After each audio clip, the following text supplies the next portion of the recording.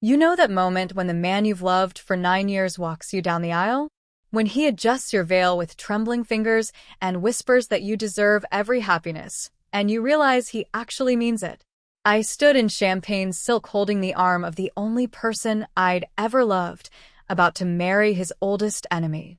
And he was crying. Lucas. Tears streaming down his face because he was so genuinely happy for me that I thought my chest would crack open. 9 years.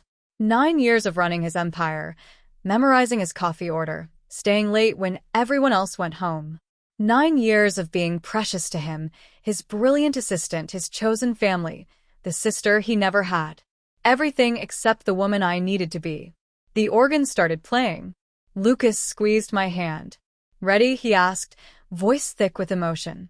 I looked down the aisle at Vincent Kross, vampire lord, Lucas's enemy for 8 decades, the man I'd been feeding intelligence to for 2 years. The man I'd agreed to marry in exchange for destroying everything Lucas had built. "Yes," I whispered. "If you've ever been loved so carefully that it felt like suffocation, stay. Because what comes next isn't a love story. It's what happens when you finally give someone exactly what they wanted and make them watch you disappear." It started in year 7, though I didn't know it then.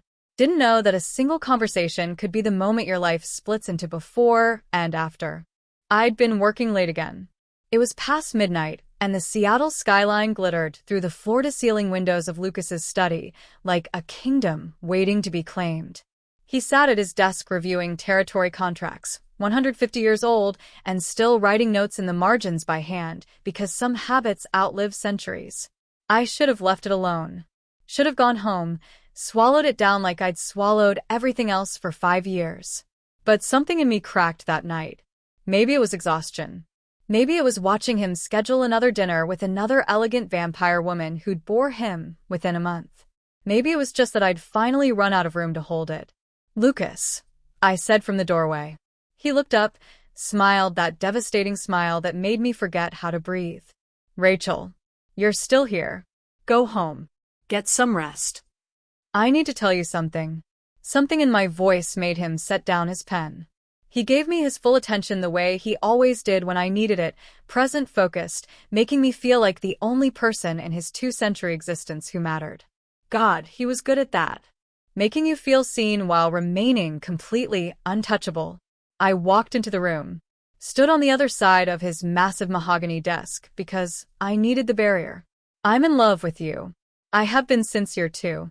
And I can't keep pretending I'm not." The silence that followed felt like drowning in slow motion. Lucas's face did something complicated. Surprise, then understanding, then something that looked like grief. He stood slowly, came around the desk, and for one breathless second I thought. He touched my shoulder. Gentle. Protective. The way you touch something breakable. "Rachel." His voice was so kind it hurt. "You're precious to me. You know that, right? You're the person I trust most in this world. My family. Don't," I whispered. "Don't tell me I'm family, when that's the problem." He pulled his hand back like I'd burned him. "I can't give you what you want. You deserve a full life. Marriage. Children. Growing old with someone who can give you normalcy. I'd only trap you in my world, make you give up everything mortal and beautiful about your existence. You understand that, right?" I understood perfectly. He was reframing my love as something I needed to be saved from. Something immature, misguided, a phase I'd grow out of once I found the right mortal man who could give me the full life Lucas had decided I deserved. "What if I don't want that?" My voice cracked. "What if I just want you? Then I'd be failing you." He said it so gently, so certainly, like he'd already thought this through. Like he'd prepared for this conversation the moment he'd hired me.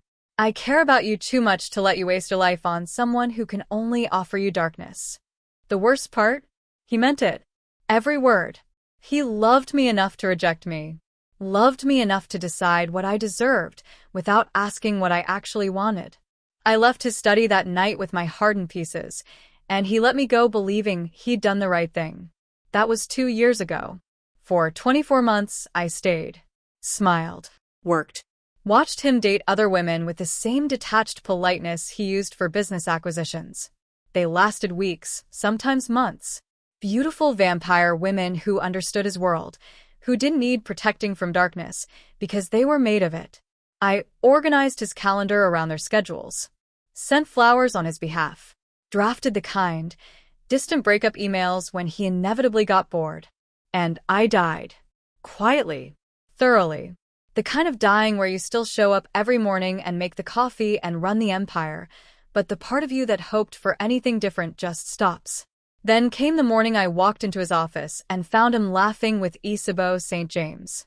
Another vampire. Another elegant woman who'd be gone by spring. She had her hand on his arm, and he was smiling at her the way he smiled at everything temporary and uncomplicated in his life. He didn't see me in the doorway. Didn't notice me standing there with his morning briefing, watching him be charming with someone who'd never matter enough to hurt him.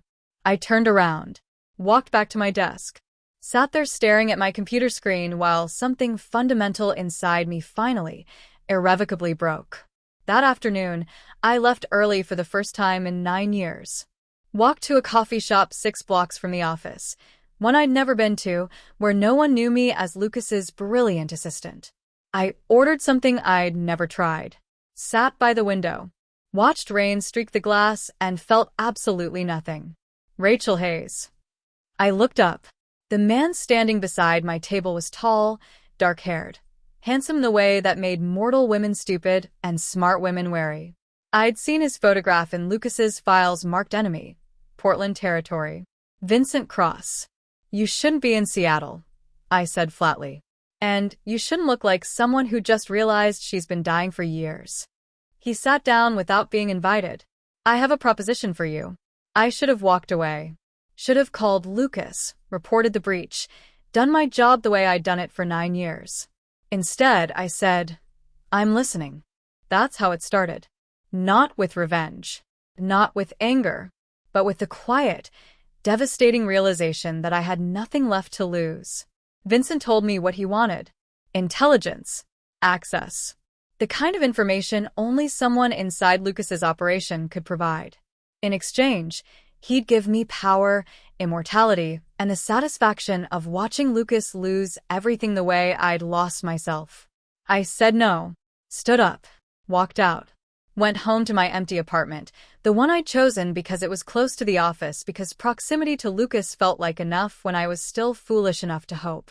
I sat in the dark, thought about going back tomorrow, next week, next year, spending the rest of my mortal life being precious and protected and fundamentally unseen by the only person I'd ever wanted. Then I picked up my phone and called Vincent back. I'm in, I said. Tell me what you need. Vincent answered on the first ring, like he'd been waiting. Maybe he had. Men like him, the ones who'd spent decades watching their enemies, they knew when someone was finally ready to break. The Copper House, he said. Tomorrow, 2 p.m. Come alone. I didn't sleep that night. Lay in bed staring at the ceiling, thinking about all the ways this could destroy me. Thinking about Lucas finding out, about the look on his face when he realized.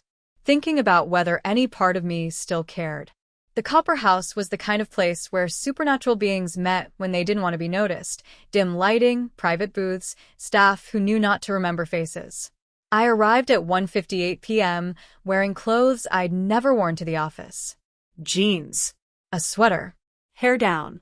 Trying to be someone other than Lucas's perfect assistant, even if just for an afternoon. Vincent was already there, sitting in the back booth with a coffee he hadn't touched. He stood when he saw me. Pulled out my chair like we were on a date instead of planning treason. I wasn't sure you'd come, he said. I wasn't sure either. We sat in silence for a moment. He studied me with eyes that had seen 80 years of war with Lucas, looking for something, weakness, leverage, the thing he could use to turn me into his weapon.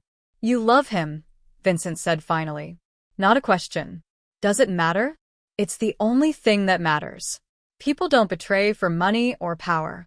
They betray because of what love does to them when it's not returned. He leaned forward. How long have you been dying for him, Rachel? The question hit like a fist. I looked away, focused on the coffee cup I hadn't ordered, The one that appeared because staff here anticipated needs before they were spoken. Like I'd been doing for Lucas for 9 years. 7 years since I told him. I whispered. 2 years since he told me I deserved better, and I realized better wasn't what I wanted. What do you want? I met his eyes. I want him to feel what I felt. I want him to wake up one morning and realize the person holding his world together is gone. I want him to understand that love isn't about protection, it's about choice. And he never gave me a choice. He just decided for me. Vincent nodded slowly. I can give you that.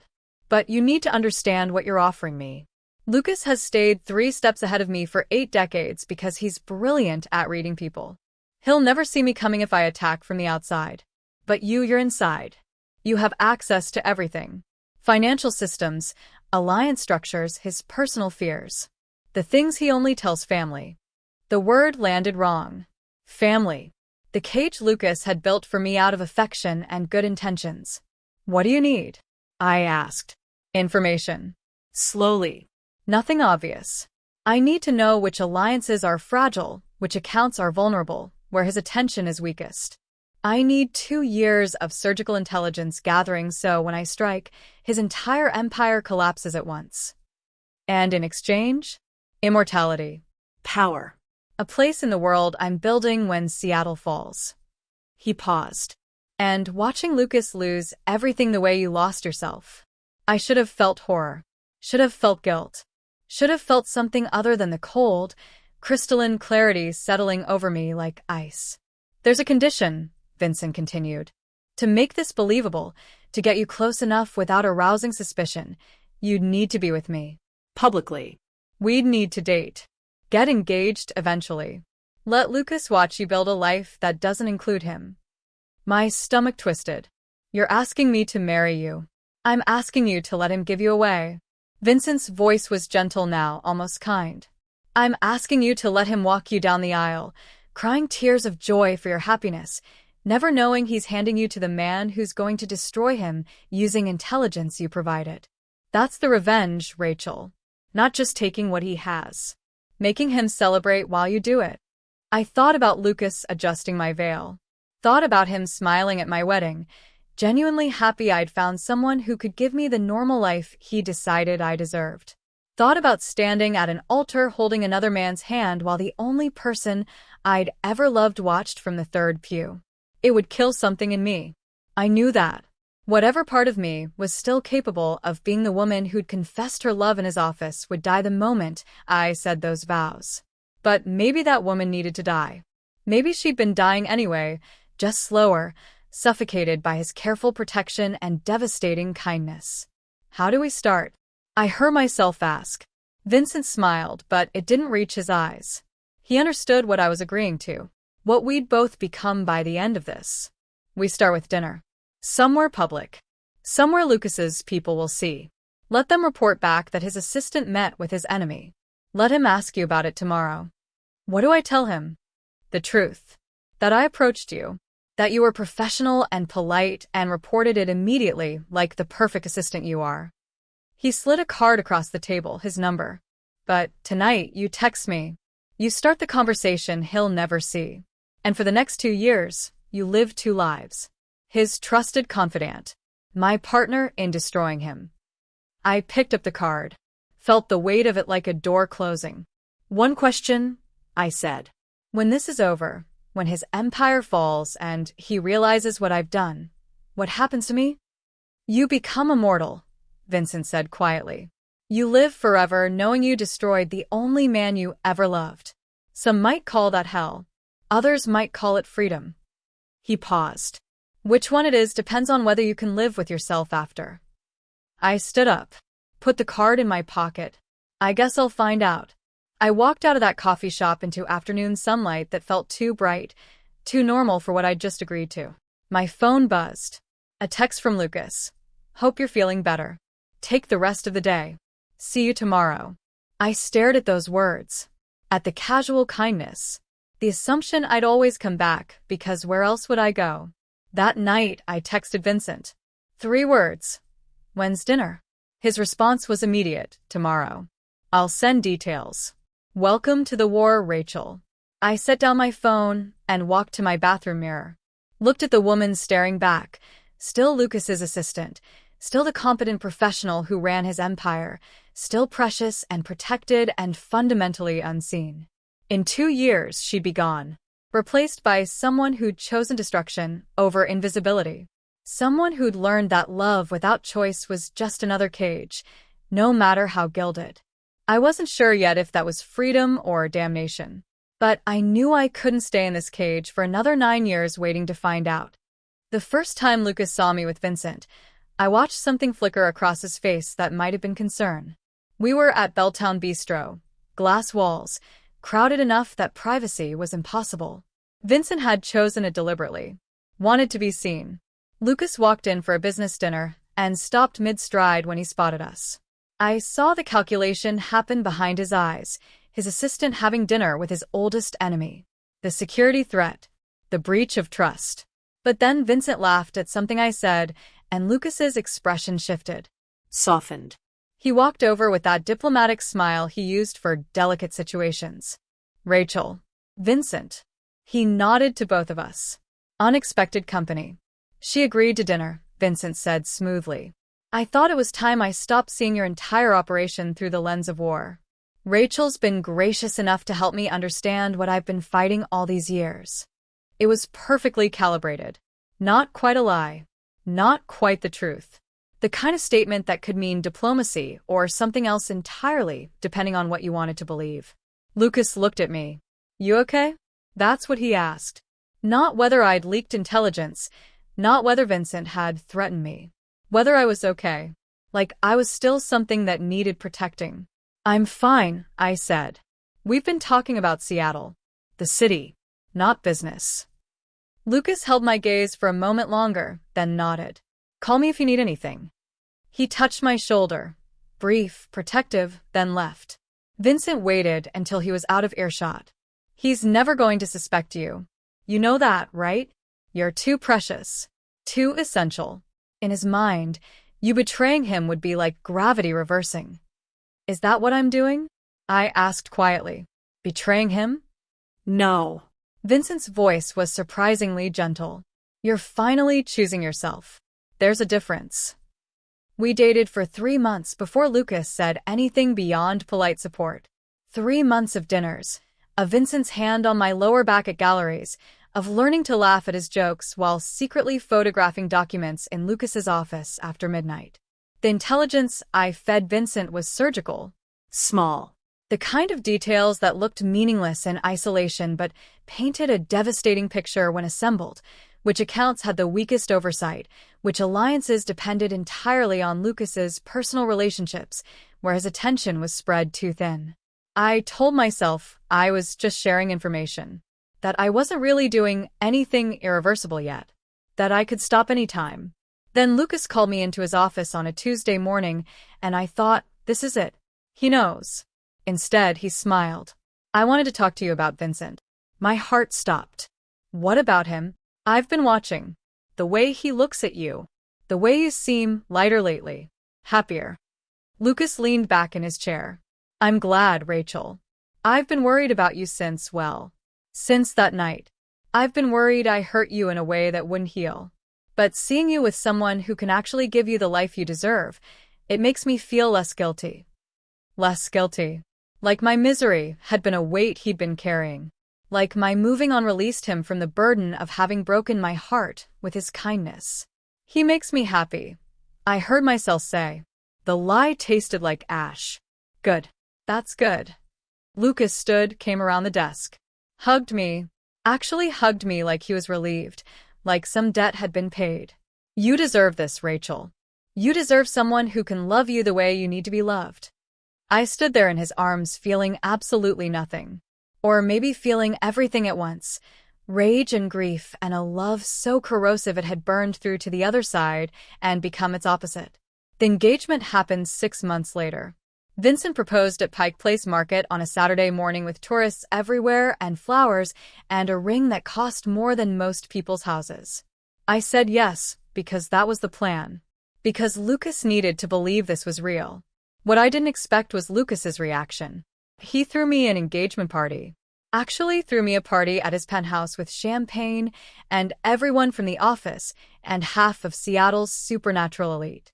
Stood in the middle of his living room, the one I'd helped him choose furniture for, where I'd spent countless late nights going over contracts, and gave a toast.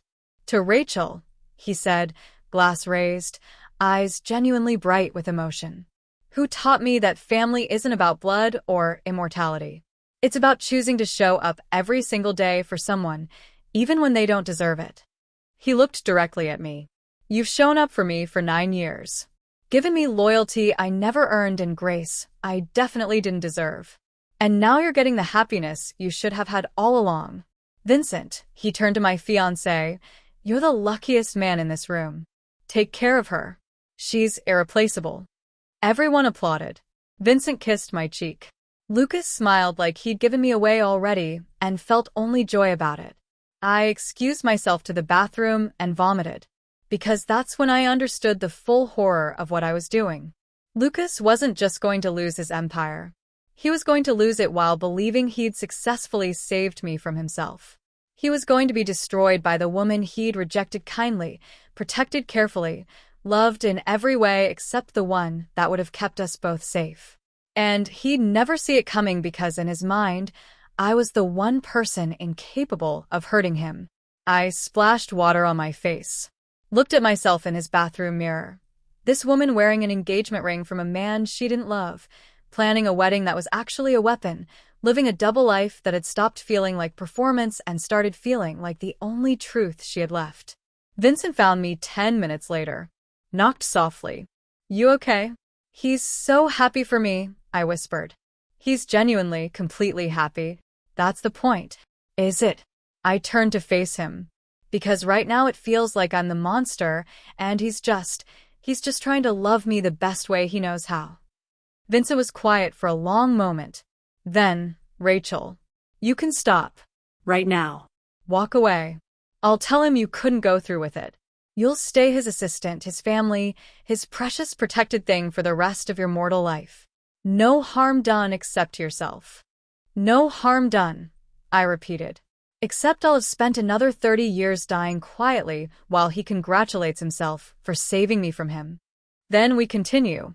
I nodded. We continue. The wedding planning took 8 months. 8 months of cake tastings and venue tours and Lucas asking if I needed help with anything, offering to pay for the whole thing, treating my marriage to his enemy like a beloved daughter's dream coming true. 8 months of meeting Vincent in hotel rooms to hand over documents Lucas had marked confidential. 8 months of watching the man I loved sponsor my destruction of him with genuine joy. 8 months of forgetting which life was real. The one where I was Lucas's trusted assistant preparing for her wedding, or the one where I was Vincent's co-conspirator preparing for war. By the time my wedding day arrived, I wasn't sure I knew who I was anymore. The woman who'd confessed her love in Lucas's office felt like someone from another lifetime. Someone naive enough to believe honesty mattered. I'd learned better. I'd learned that some betrayals are just slow-motion self-defense. That sometimes the person who loves you most carefully is the one destroying you most thoroughly. And that revenge doesn't feel like power. It feels like putting on a champagne silk wedding dress and realizing you're about to become someone you'll spend eternity trying to forget. The morning of my wedding, I stood in front of a full-length mirror in a hotel suite that cost more per night than my first apartment's monthly rent, and I couldn't remember how to breathe. The dress was perfect. Champagne silk that caught the light like water, fitted through the bodice and falling in clean lines to the floor. Simple. Elegant. The kind of dress a woman wears when she's sure about what she's doing. I wasn't sure about anything anymore. My phone buzzed. Lucas. I'm outside whenever you're ready. No rush. Take your time. Take your time. Like I had time left. Like the next 3 hours weren't going to erase every version of myself I'd spent 38 years becoming. I'd asked Lucas to walk me down the aisle 2 months ago. Told him I had no family, that he was the closest thing I had to one. Watched his face do something complicated, honored and heartbroken and relieved all at once. I'd be devastated if you asked anyone else, he'd said, voice rough. Rachel, you You've been the one constant in my life for 9 years. Walking you down that aisle will be one of the greatest privileges I've ever had." Now I looked at myself in champagne silk and thought about how privilege and destruction often wore the same face. The ceremony was in a converted chapel in Capitol Hill, stained glass and old wood, and the kind of sacred space that made lies feel heavier. Vincent had suggested it. "If we're going to do this," he'd said, "we should do it somewhere that reminds you what you're sacrificing, so you never forget what he cost you." I walked downstairs on legs that felt borrowed. Found Lucas waiting in the hotel lobby in a dark suit that made him look like exactly what he was: old power dressed in modern skin, something ancient trying to pass for contemporary. He turned when he heard my heels on marble, went completely still. "Rachel." My name came out broken. God, you look beautiful." I watched tears gather in his eyes and felt something inside me crack clean through. He was crying. Actually crying because he was so happy for me, so grateful I'd found someone who could give me the life he'd decided I needed. "Are you ready?" he asked, offering his arm. "No," I whispered, then caught myself. Yes. "I'm ready." The drive to the chapel took 12 minutes. Lucas held my hand the entire time, thumb tracing circles on my palm the way you'd comfort a child afraid of the dark. Didn't speak. Just held on like I was something precious he was about to lose, and wanted to memorize the feeling while he still could. "I need to tell you something," he said as we pulled up to the chapel. "Before we go in there, before I give you to him." My heart stopped. He knows. After 2 years, he finally knows. "I'm proud of you," Lucas continued, "for having the courage to walk away from whatever you felt for me, for building something real with someone who can actually love you the way you deserve. I know I hurt you that night in my office. I've carried that guilt every day since.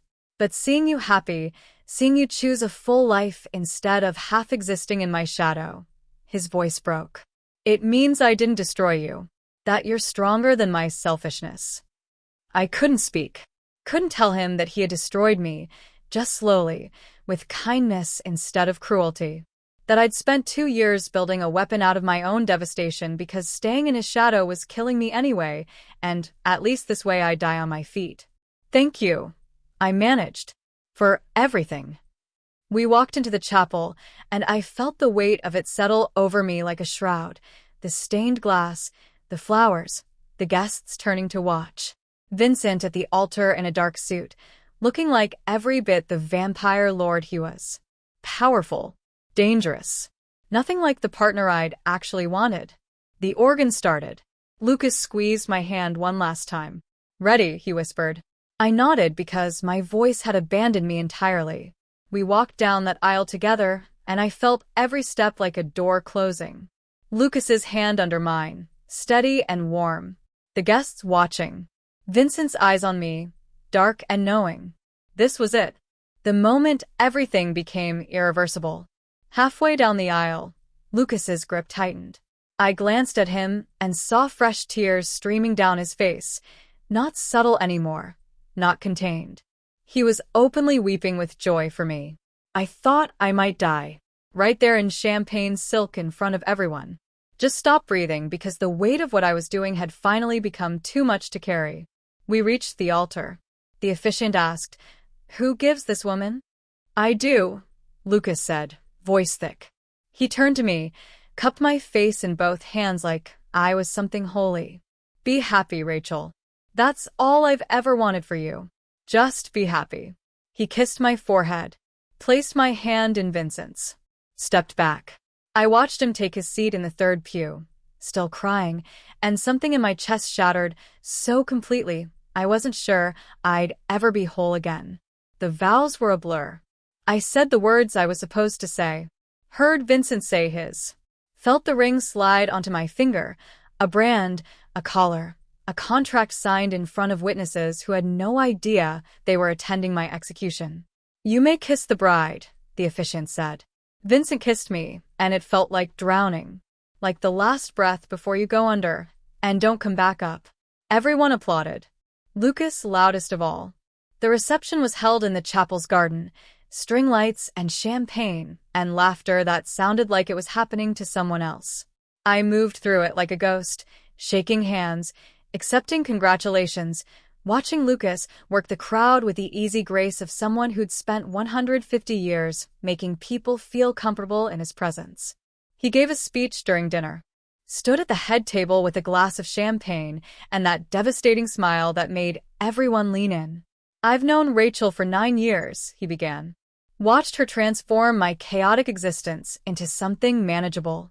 Watched her show up day after day with patience I didn't deserve and loyalty I definitely never earned." He looked directly at me. "But more than that, I've watched her grow into someone who knows her own worth. Someone brave enough to choose happiness even when it meant leaving behind what was familiar." The garden went quiet, everyone listening to a vampire king praise his assistant's marriage to his enemy, without realizing what he was actually saying. "Vincent," Lucas turned to my new husband, "you're getting someone irreplaceable. Someone who will see your darkness and choose to stay anyway. Someone who understands that love isn't about protection, it's about showing up. Every single day, even when it's hard." His voice caught, especially when it's hard. He raised his glass. "To Rachel and Vincent. May you build something beautiful together. May you," he stopped, swallowed. "May you be happy. Both of you. That's all any of us really want, isn't it? Just to be happy." Everyone drank. Lucas sat down, Wiped his eyes like he wasn't even ashamed of crying at my wedding. I excused myself, walked to the garden's edge where fairy lights didn't quite reach. Stood there in champagne silk trying to remember how to be a person who'd just gotten everything she'd thought she wanted. Vincent found me, Stood beside me in the darkness. didn't touch me. "You can still stop this," he said quietly. "Annulment. We tell Lucas it was a mistake. You go back to your life." "What life?" I turned to him. "The one where I'm his loyal assistant? His chosen family? The one where I watch him be happy for me while I die quietly in his orbit. Better than the alternative. Which is spending eternity knowing you destroyed the only person who ever actually loved you." Vincent's voice was gentle. Sad. "Because he did love you, Rachel. Just not the way you needed him to." And in a few months, when his empire falls and he realizes what you've done, that love will turn to something else. Something you'll have to carry forever." I looked back at the reception. At Lucas laughing with guests, his tie slightly crooked, looking happier than I'd seen him in years because he thought he'd saved me from himself. "I know," I whispered. "I know what I'm about to lose. But I can't go back. I can't spend another 30 years being precious and protected and fundamentally unseen. So we move forward. We finish this." Vincent nodded slowly, offered his hand. "Then we finish this." I took it, walked back to my own wedding reception holding the hand of a man I didn't love, about to destroy the man I did. And somewhere in that garden full of lights and champagne and people celebrating my happiness, I became someone I'd spend forever trying to forget. The moment I couldn't take back had already passed. I'd walked down that aisle, said those vows, let Lucas give me away with tears of joy. Now I just had to live with it. Forever. 3 months after I became Vincent's wife, Lucas's empire started dying. Not all at once. That would have been merciful. Instead, it collapsed the way I'd collapsed in his office 2 years ago, slowly, quietly, one essential piece at a time until the whole structure couldn't hold anymore. It started with the accounts. Lucas called me on a Tuesday morning. I was still his assistant even after the wedding, still the person he trusted with everything, and his voice had an edge I'd never heard before. "Rachel, something's wrong with the Portland holdings. The accounts are frozen. Every single one." I was sitting in Vincent's study in our new house, my new house, the one I still couldn't call home, with my laptop open to the exact routing numbers I'd given Vincent 3 weeks ago. The numbers Lucas had trusted me with, because I was family. "That's impossible," I said, and I sounded genuinely confused because I'd spent 2 years learning how to lie to the only person I never wanted to deceive. "I verified those accounts last month. Let me check the backups." "Already tried. The backups are corrupted. All of them. He paused. Rachel, this isn't random. Someone knew exactly which accounts to hit. Someone with access to our internal systems. My hand tightened on the phone. I'll come in. We'll figure this out. But I didn't go in. I sat in Vincent's study staring at my laptop screen, at the evidence of what I'd done, and I felt absolutely nothing. Just cold. Clean. Like I'd finally cut out the part of myself that used to feel guilt. The alliances fell next. Lucas had spent decades building relationships with other territories, careful diplomacy, personal connections, the kind of trust that took time to establish. I knew which ones were fragile, which vampires stayed allied to Lucas out of fear rather than loyalty, which relationships would shatter if the right pressure was applied. Vincent applied that pressure with surgical precision. Within 2 weeks, Toronto pulled their alliance. San Francisco followed. Then Phoenix. One by one, the network Lucas had built unraveled because I'd handed Vincent the exact threads to pull. Lucas called me after each one. I don't understand what's happening. It's like they know things they shouldn't know. Private conversations. Personal weaknesses. Things I've only discussed with. He never finished that sentence. Never let himself think it. Because I was family. I was the one person incapable of hurting him. The territory seizures came last. Vincent moved on Seattle with an efficiency that should have been impossible, knew which properties to hit first, which defenses were weakest, where Lucas's attention would be divided. Every strike designed using intelligence I'd provided over 2 years of patient, methodical betrayal. I watched it happen from Portland. Vincent's territory now. My territory legally, though it felt like living in a museum of my own destruction. Lucas called less frequently as his empire collapsed. Not because he suspected me, because he was too busy trying to save what was left. On the phone, his voice got quieter, older, like he was finally feeling all 150 years at once. I keep thinking I'm missing something, he said during our last call. Some pattern I'm not seeing. Some connection that would make this make sense. Maybe there's no pattern, I said softly. Maybe sometimes things just fall apart. Not like this. Not this fast. Not this precise. He was quiet for a long moment. Rachel, I need you to do something for me. Go through my office. My desk. Everything. See if there's anything, any documents, any files that might explain how Vincent knew what he knew. My stomach dropped. Lucas. Please. You're the only person I trust to look. The only person who'd know what to find. So I went. Drove to Seattle one last time. Used my key card that still worked because Lucas hadn't thought to revoke my access. Walked through the slate tower at midnight like a ghost visiting the scene of her own crime. His office looked the same. Floor-to-ceiling windows overlooking the city he was losing. The desk where I'd confessed my love and been gently, devastatingly rejected. The chair where I'd sat for 9 years learning to be invisible while memorizing every detail of his life. I sat at that desk. Opened the drawers I'd helped organize. And there, in the bottom drawer, the one I'd used before Vincent, before the wedding, before I'd moved my things to Portland, I found them. The documents I'd forgotten to remove. Transaction records. Communication logs. Photocopies of alliance contracts with my handwriting in the margins. All time-stamped. The betrayal didn't start 3 months ago when his empire began falling. It started 2 years ago. Before the engagement. Before Lucas walked me down the aisle. Before he cried at my wedding. It started the day after he told me I deserved better. I stood there holding the evidence of my own destruction, and I realized Lucas would find these. Eventually. Maybe tonight. Maybe tomorrow. But he'd come back to this office, to this desk, searching for the pattern he couldn't see. And he'd find me. I could destroy the documents. Burn them. Erase the proof. Let him spend eternity wondering how Vincent had known what he'd known, never quite sure, never able to prove anything. But something in me was tired. So tired of lying, of pretending, of being two people at once. I left the documents where they were, walked out of his office for the last time, drove back to Portland knowing I'd just lit the fuse. Vincent was waiting when I got home. Took one look at my face and understood. You left them, he said. I left them. He'll find them. He'll know. Everything. I know. I sat down heavily on our couch in our house, in our life built on the ruins of the man I'd loved. I'm tired of him not knowing Vincent.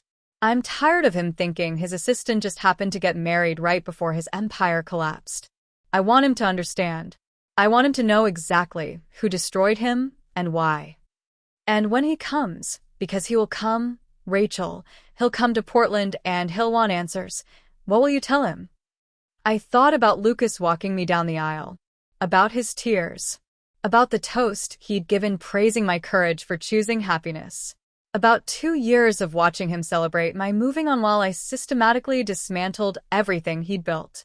The truth, I whispered, that he made me love him and then told me I deserved better. That he threw me an engagement party and walked me down the aisle and hugged my husband and never once asked if I was okay, if I was breaking, if I still. My voice cracked. Vincent crossed the room, sat beside me, took my hand in his. We sat in silence in the house we shared, bound by conspiracy and something that resembled partnership but would never be love. He called me irreplaceable. I continued after a moment. At my wedding. He told you to take care of me because I was irreplaceable. I looked at Vincent. And then he replaced me. With other assistants, other confidants, other people to filter his darkness. Because I wasn't irreplaceable. I was just convenient. Rachel. He's going to find those documents tonight. Tomorrow at the latest. And then he's going to come here, and he's going to look at me like I'm someone he doesn't recognize. Like I'm the monster.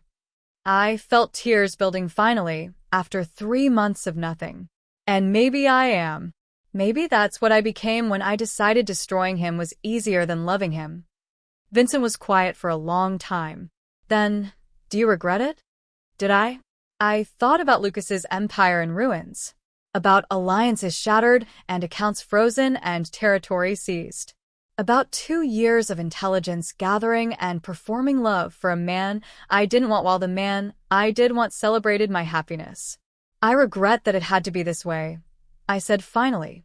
I regret that he couldn't see me, really see me, not as family or an assistant or something precious to protect, just as a woman who loved him and wanted to be loved back. I wiped my eyes. But I don't regret leaving his shadow, even if the only way out was through destruction. My phone buzzed. A text from Lucas. Found something in your old desk. Need to see you. Tonight. 3 words after that. Please come home. Home. Like I still had one. Like I hadn't burned it down and salted the earth. He found them, I said. Vincent nodded. Do you want me to come with you? No. This is something I need to do alone. I stood. Changed clothes. Put on something that used to be mine before I became Vincent's wife. Looked at myself in the mirror and barely recognized the woman staring back. Older now. Harder. Someone who'd learned that love without choice was just another prison and freedom tasted like ashes. I drove to Seattle one last time. Not as Lucas's assistant. Not as his family. But as the woman who destroyed him. And somehow, that felt like the most honest I'd been in 2 years. Lucas was waiting in what used to be his Seattle office. Except it wasn't his anymore. Vincent's people had claimed the Slate Tower 3 days ago. Stripped it of everything that made it Lucas's kingdom. Now it was just a building with ghosts. I found him standing at the floor-to-ceiling windows overlooking the city he'd lost. He didn't turn when I walked in. Just stood there in a suit that looked slept in, hair uncombed, looking more human than I'd ever seen him. On his desk, Vincent's desk now, were the documents. My handwriting visible even from across the room. 2 years, he said to the window. The timestamps go back 2 years. Before Vincent proposed. Before I walked you down the aisle. His voice was hollow. Dead. Before I cried at your wedding, because I was so grateful you'd found happiness. I stood in the doorway, unable to move forward. Unable to run. Say something, Lucas whispered. Tell me there's an explanation. Tell me Vincent forced you. Threatened you. Tell me my Rachel, my family, Didn't spend 2 years systematically feeding intelligence to my oldest enemy while I threw her an engagement party. I can't tell you that. He turned then. And the look on his face, God, the look on his face. Like he was seeing me for the first time and discovering I was something terrible. Something that had been wearing his assistant's face while dismantling his entire existence. Why? Just that. One word. The only question that mattered. I stepped into the room, into his lost territory. Because you made me love you, and then you told me I deserved better. Like loving you was a mistake I needed to grow out of. Like my feelings were something immature you had to protect me from. Rachel. You rejected me in your office with so much kindness I wanted to die. Told me you'd be failing me if you let me waste my life on someone who could only offer darkness. And then you, my voice cracked. You watched me date your enemy, and you smiled. You threw me an engagement party. You walked me down the aisle with tears streaming down your face because you were so relieved you hadn't destroyed me. So proud I'd chosen to build a life that didn't include you. Lucas gripped the edge of the desk like he needed it to stay standing. So you destroyed me instead. Yes. Because I loved you wrong. Because you never asked if I was okay. The words exploded out of me. 2 years, Lucas. 2 years of me dating Vincent, getting engaged, planning a wedding. You were so happy for me. So supportive. You never once pulled me aside and asked if I was really happy or if I was dying inside. You never asked if I still loved you. If I was breaking. You celebrated. Like my leaving your shadow was character growth instead of survival. He was crying now. Actually crying. But not like at my wedding. Not tears of joy. Something that looked like his soul was hemorrhaging. I thought I was doing the right thing, he whispered. I thought letting you go, supporting your happiness, not making you feel guilty for moving on, I thought that was love. Unselfish love. It was abandonment, I said. You abandoned me to save me from yourself.